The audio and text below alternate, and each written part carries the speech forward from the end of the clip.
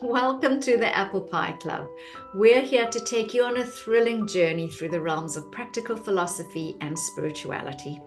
I'm Skye, your spiritual guide, and I'm joined by Tanya, your practical philosopher. And our aim is to offer you a holistic perspective on life, blending insights from diverse philosophies and spiritual practices. From personal growth to timeless wisdom, we'll cover it all. So whether you're a seasoned seeker or just starting your journey, join us on this adventure. The Apple Pie Club is open to all, and we can't wait to have you along for the ride. So grab a slice of apple pie and let's dive into a world of ideas together. And I'm really excited about discussing this quote from Confucius, Tanya. It's our first time we've discussed a quote from Confucius, and I've been to the Confucius temple in Fushan. Wow. There are over 3,000 Confucius temples, and I spent 3 months in China, in Guangzhou, and I went to the Confucius temple of Fushan, and I tied a little red ribbon around one of the trees, which is, in fact, I have a number of little red ribbons that I've tied around China. It's a thing that you do there. So Confucius is our first Chinese philosopher, as I've said, and he was the first teacher in China to advocate for mass education. So I would say that is extremely brave of him. What was the purpose of the red ribbon? Do you know, it's everywhere. It's kind of every little place that you go. There's these trees, and you tie a red ribbon for a wish, I guess. Oh, wow. A wish, I guess. How beautiful. You make a wish, yeah. So I have a photo of me at the top of standing next to. You've climbed to the top of the Great Wall. So I climbed to the top of the Great Wall of China, and there again is a tree with little red ribbons, and so they sell them. Somebody's standing there selling these little red ribbons, and then you write on the back and you tie it. Millions of them. I mean, just wow. and yeah, I love it. So I have a lot of photos of me in China with these tying these little red ribbons onto the tree. I was just thinking the other day, actually, I wish I could remember all of these wishes that I made, kind of intentions. You put them out there, and I thought, I wouldn't know whether they came true or not, because I actually can't remember what I actually said. Probably, they're probably very generic or general. I don't know. I don't think they're very, very specific, but yeah, wow, what a nice experience. It's a lovely tradition. I have to admit, it is one of the lovely traditions in China. Is these red ribbons? I'll send you some photos, and maybe we'll put one on Facebook. Yeah, let's do that. I'll put one or two of me at the top of the Great Wall, but I've got a few lovely ones actually where I'm putting some red ribbons on the trees. So. Yeah, it's fun. Beautiful. Well, that's a nice introduction to Confucius and your experience to date. Yes, actually, I'll just say one other thing before. This has got nothing to do with Confucius and our quote, actually. But I haven't even told everybody what the quote is yet. But we'll get there. We'll get there. When I was in lockdown for COVID, I landed up in the UK. That's another long story, but we won't go there. So I was in Bristol, and right in the middle of this park. We've discussed which park it was. What was the name of it? Clifton Downs? The Downs. Yeah, the Downs, yeah. Yeah, the Downs, exactly. Thank you. So right in the middle of the Downs was this tree, and people would, on their walk, they'd go and put all kinds of colors. They'd attach a ribbon, but some of them would actually tie a poem to it. So I would love to, my 1 hour a day where I could go for a walk, I would go and to that tree, and it would remind me of tying my red ribbons in China, but just stand around the tree and read these beautiful poems and see pictures that kids had drawn, and it was something that gathered us all together during COVID, actually, in the UK. So I was just thinking maybe we should start a tradition somewhere. We'll find a tree, we can tie some little ribbons. Absolutely, that's beautiful. It's like when I went to Jean-Paul Sartre's Yeah, great. And you could read all the little notes that people had left on that. That's it. That's exactly right. Yeah, yeah, yeah. Yeah. People left notes. Yeah, yeah. So let's Right. get back to Confucius. Okay, so Yeah. the thing that I loved about Confucius is he championed what's called the silver rule, Mhm. which is really the negative form of the golden rule, which says, "Do not do unto others what you do not want done to yourself." So Yes. isn't that just what we would expect from Confucius? But that is not our quote today either. Our quote today is, "It doesn't matter how slowly you go as long as you do not stop." Beautiful. Thank you. And thanks for sharing all those experiences. Beautiful. I love it. There you Okay, so go. let's go back to Confucius Confucius. and I just want to add to what you've said as well, Mm. because I think it was a fascinating time in history because round about the same time we also seen the rise in Taoism, yeah, and the birth of Buddha and the beginning of Greek philosophy. So it was all, I just think Mm. it's fascinating that around the world there was this big energy kind of Mm. changing around the human mind Mm. and in our own internal powers. And also, as we both know, Confucius actually thought that he was a failure towards the end of his life. But Amazing. because it is, but because when you said earlier that he was the first person to look at mass education. First one to advocate for mass education. Now, Yeah, first of all, you think about it, advocating anything, you know, it's in big, China, right? in those is big. And then mass education, saying let's educate the people, that it's huge. And it reminds me actually of Martin Luther, who nailed his thesis on the door, the cathedral door. Yeah, It was a time when only the Pope had access to the Bible, and everybody was actually going to church every Sunday, and they were being told what was said, what was interpreted as the words of the Bible. And then Martin Luther came along, and he discovered that there was an error. Okay, people were paying for their sins. People were having to do penance, like climbing upstairs on broken glass, or yeah, for and people were paying for purgatory for yeah, ancestors who had died. And Martin Luther read in these words in the Bible and said, "The just shall live by faith." So just by belief, and so he did this whole thesis, and he thought, wow, I'm going to set everybody free. This is amazing. We're going to set everybody free from paying money. And he nailed his thesis to the door, and he was excommunicated. And what happened was he didn't intend to start a church. Or a movement, or a denomination, we call it now. But there was always a remnant. There's always a remnant that followed. And so that remnant followed him and became the Lutheran Church, broken away out of the Catholic Church. So Mm. yeah, I think I can just imagine that Confucius as well was thinking, yeah, let's educate everybody and set everybody free. And initially people don't like it. They don't. The powers that be don't like it when other people might get some revelation Yeah. where the powers will lose their power. And it's interesting what we're talking about there. And when you're trying to make such a drastic change and how it actually links back to this quote, right? It doesn't matter, because it's not going to happen immediately. You're going to have people fighting back, but Yeah. it doesn't matter Yeah. how slowly you go. Just don't stop if you believe in what you're doing that much.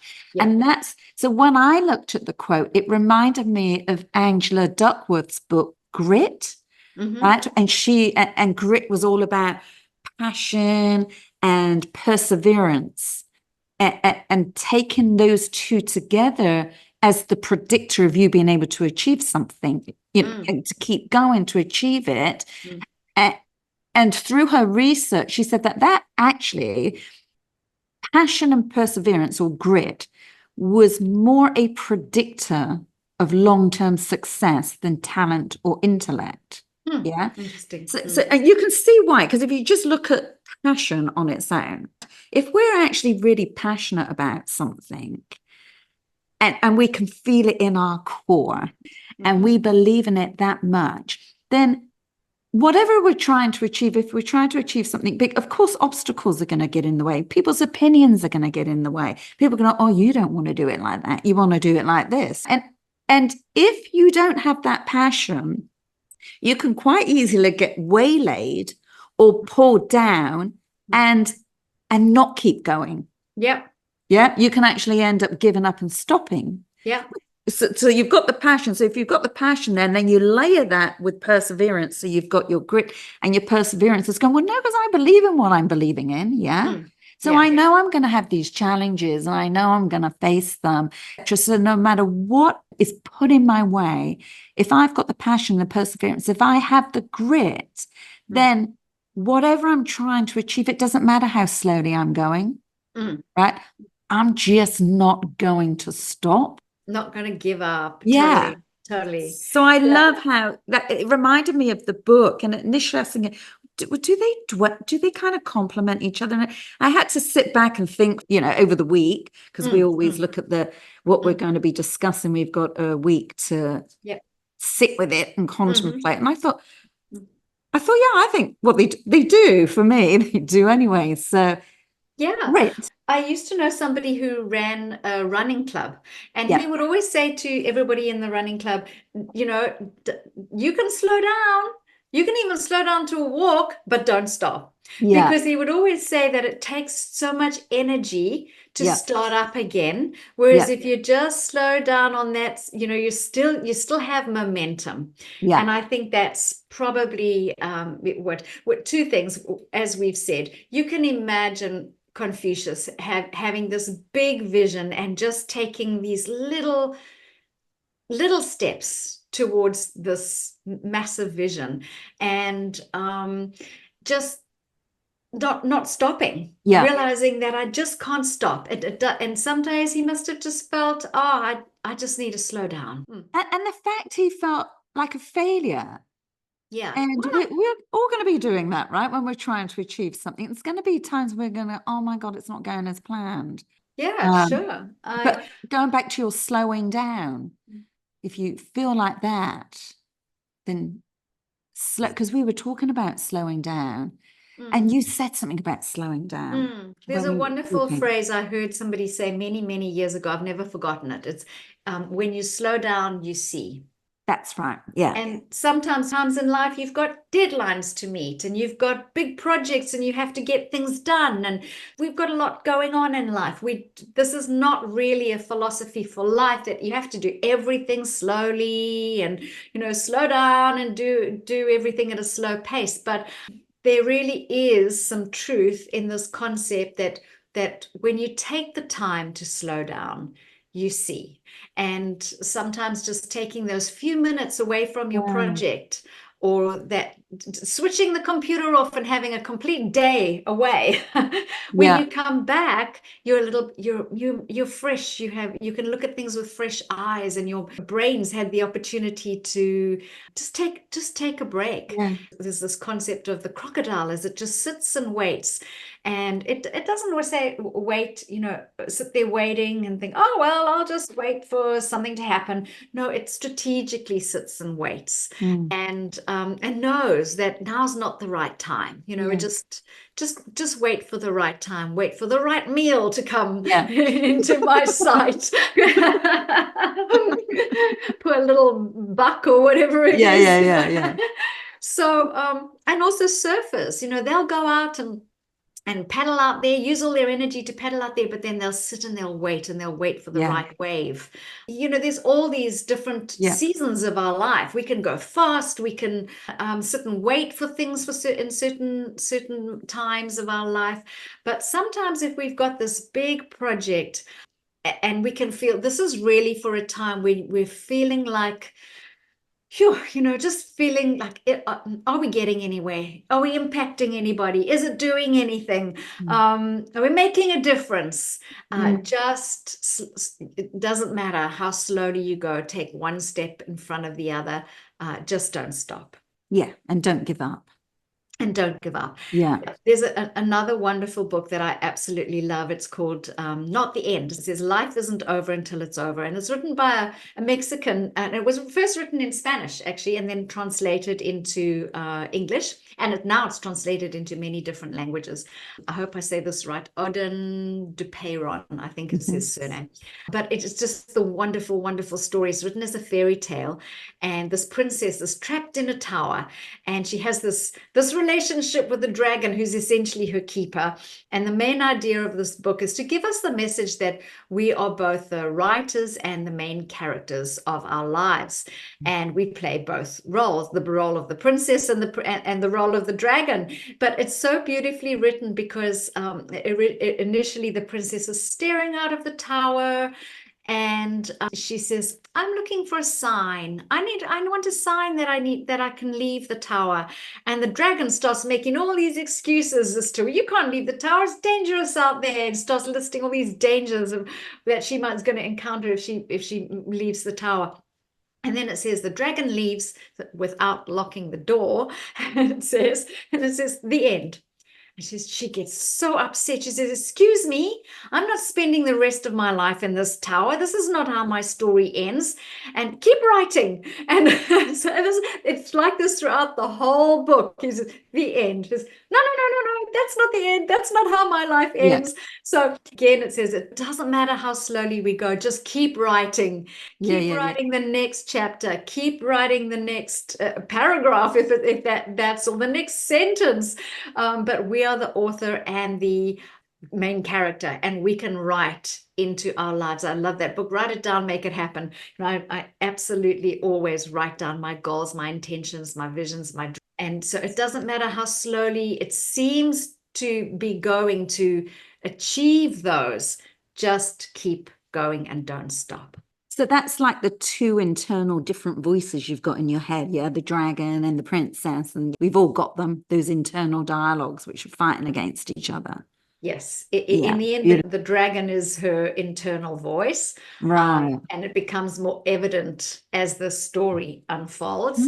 But it's a beautiful book. I'll just end with one other thing around this quote. That for me, it's really about not even, let's put aside tasks and projects and vision, all of our dreams and desires. For me, it's about becoming. And it's our journey. It's our lifelong journey that we all want to become the best version of ourselves. We all want to become better people. And sometimes I think, it reminds me of the Heraclitus quote, no man comes to the same river twice, because he's never the same man, it's not the same river. Sometimes I think, oh God, I'm at this river again, and I can imagine Confucius and Heraclitus must have got on famously. Could have sat down and really had a good discussion about this. So I feel like that, and I feel like this is very relevant for us in terms of our personal growth. Not only our personal growth, our spiritual development, and our becoming the best version of ourselves. But don't stop the personal development. Don't stop the personal growth. I'm on this journey of recognizing that my spirit being is the same. This is just my earth suit, I call it. And so we're one, and I'm working out how to communicate.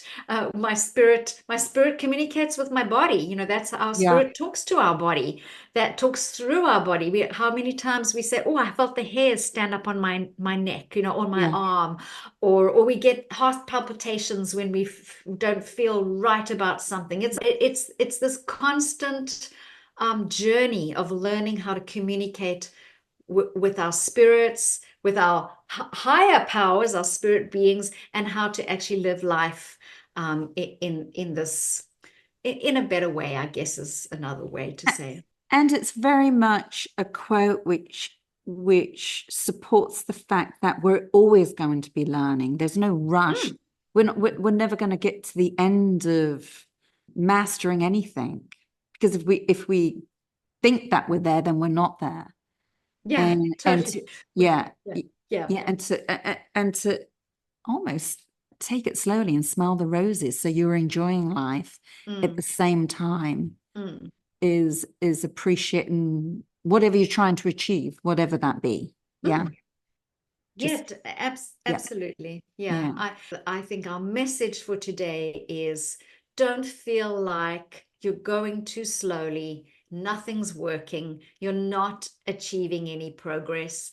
You're not making any significant impact in your environment. You know, sometimes we think, am I making any difference in my family, in my community, whatever it is? And so it doesn't matter how slowly you go. Don't give up, because one day somebody will say something. I remember somebody said something to you, Tanya. They said, gosh, one session with the Apple Pie Club was better than 3 months of therapy. You know? And we thought, well, here we are just putting this stuff out there, you know. So you never know when you're going to make a difference. Just keep going. It doesn't matter if you have to slow down a little bit. So that comes to my tip. I'll finish with my tip. Okay. So my tip is okay to take a break.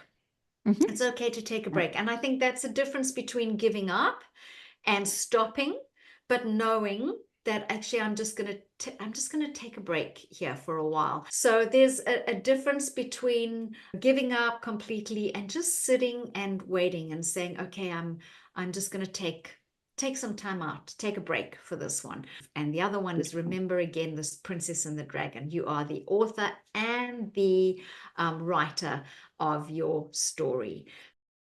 Okay. And my tip is going to be to take some time out, journal or diarize, and to contemplate exactly where you were this time last year and where you are now, so that you start to appreciate that you are constantly moving forward. There is constant growth. You're not static. You're not the same person. Like Heraclitus quote, you're not the same person. And it doesn't matter if you haven't achieved what you're trying to achieve at the moment, as long as you're still moving towards that. So that would be my tip, is to actually contemplate the successes you've had to date. Great. Okay. So thanks. We hope you enjoyed this session. We're now going to go into the meditation. So if you leave us at that point, have a wonderful week and please embrace what we've been talking about. And now we're going to go into the meditation. Thank you for listening to us today. So I want you to find a comfortable position. You can be sitting or lying down. It's up to you. Just get into that position now. And as you get comfortable, close your eyes gently and take a deep breath in. And as you do, feel your chest expand. And hold for a moment. And when you're ready, exhale. And as you exhale, let go of any tension you are holding. And take another deep breath in. Again, breathing out slowly, feeling yourself sinking deeper into relaxation. And as you continue to breathe in and out, allow your awareness to travel through your body. Notice any areas of tightness or discomfort, and imagine your breath flowing into and out of these areas.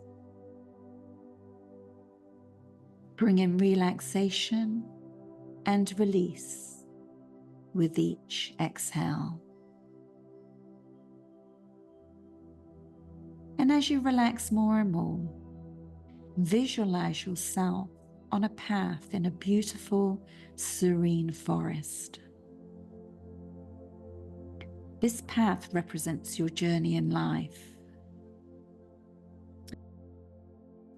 And as you start walking, notice that the pace is calm and steady. And with each step, you are moving forward.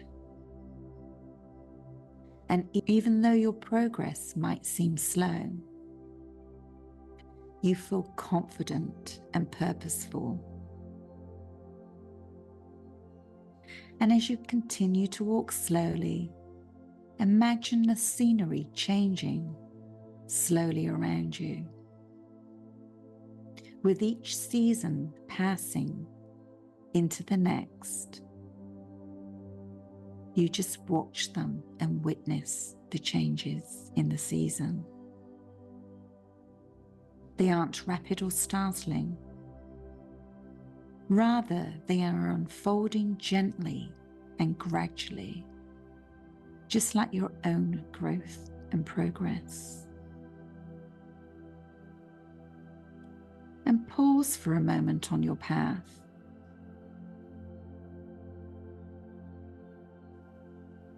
And look back and see how far you've come. Acknowledge the challenges you've faced and the obstacles you've overcome. Even if progress seems slow at the time, realize now how each small step has been crucial in getting you to where you are right now.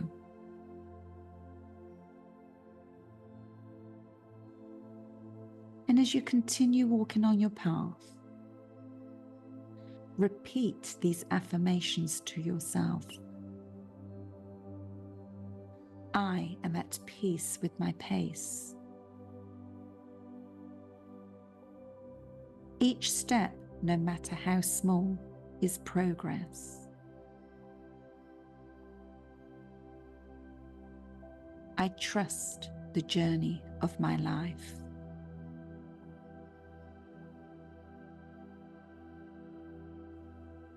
And allow these affirmations to fill you with confidence and a renewed sense of purpose. Feel the strength in your steady movement forward, embracing the journey more than the destination.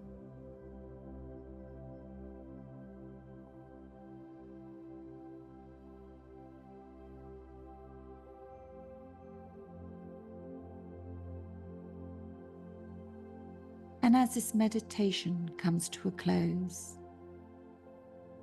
take a few more deep breaths, mindful breaths, and feel grounded in the knowledge that your pace is perfect for you.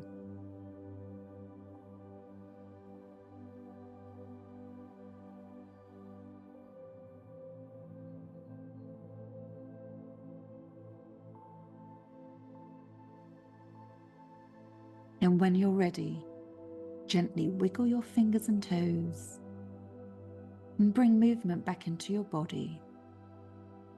And when you're ready, open your eyes